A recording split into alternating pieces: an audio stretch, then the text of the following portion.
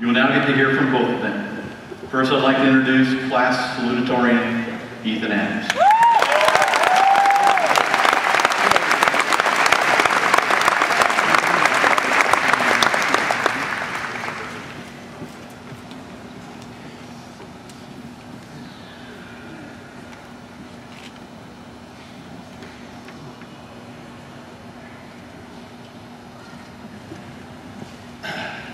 Good evening.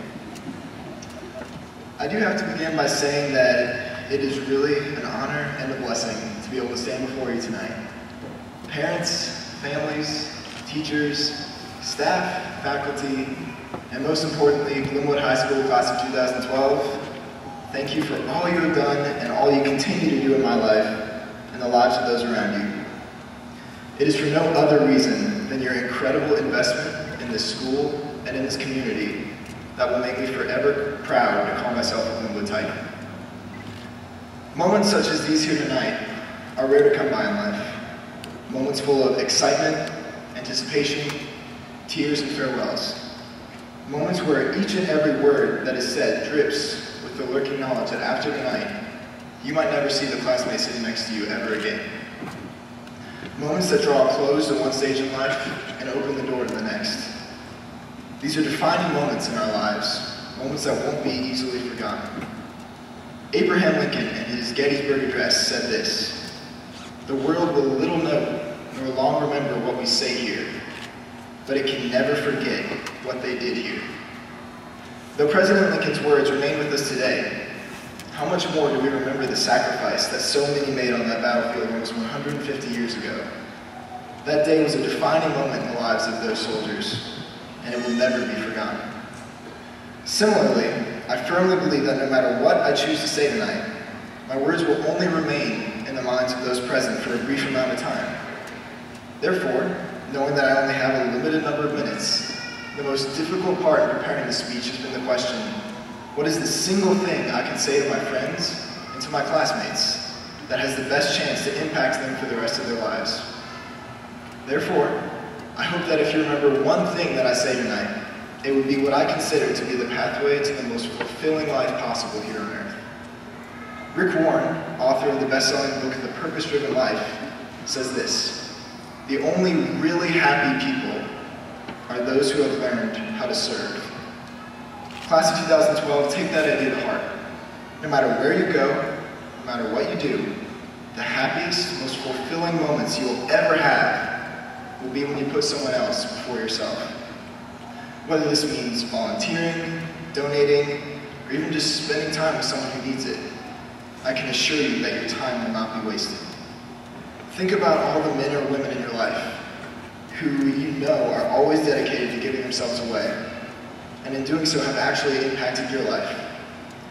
When I did so, my thoughts went immediately back to a brisk morning during our junior year, standing at the side of the road, watching a train of cars drive slowly past in honor of the fallen Corporal Chad Young. My classmates and my friends, that is someone who knew how to put others before himself. He offered his life for his country, and his story lives on today, not just because of what he did, but because of what he gave. Just like that, every moment you spend in the interest of someone else becomes a defining moment, whether you see the end result or not. These moments right now, they're full of emotion and joy. They won't come back. Before you know it, this night will only be a memory, and that defining moment will be a part of the past.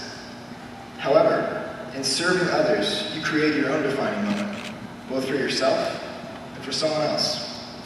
Class of 2012, please don't let your life be defined by those around you, or merely by the words you speak. Take action, and let it be defined by what you give.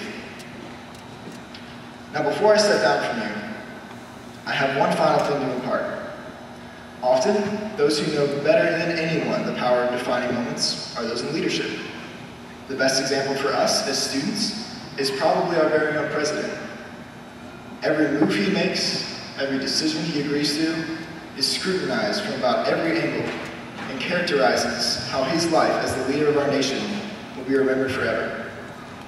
For that very reason, several months ago, I wrote a letter to President Obama and and to former President Bush to ask what advice they would give the Glenwood High School class of 2012 on graduation night. Knowing that both current and former presidents are, of course, busy men, I honestly did not expect a personal response. However, I must have forgotten that after all, this is Chatham, America. It is with great pleasure and pride that I now hold in my hand a letter addressed specifically to the Glenwood High School class of 2012 and signed personally by former President George W. Bush, which I will now read.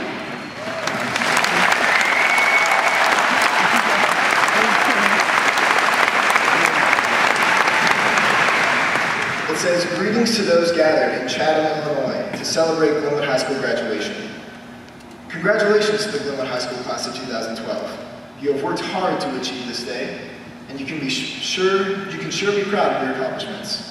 By treating this achievement as a first step in a lifetime of learning, you can ensure that your life will be rich in purpose and in reward. As you prepare for a future of opportunity, I encourage you, devote your lives to a cause larger than yourselves. Wherever life takes you, you can be certain that serving others will always make your lives more fulfilling. Mrs. Bush and I join your families and your friends in congratulating you all on this special occasion. We send our best wishes for success in all of your endeavors. May God bless you, George W. Bush."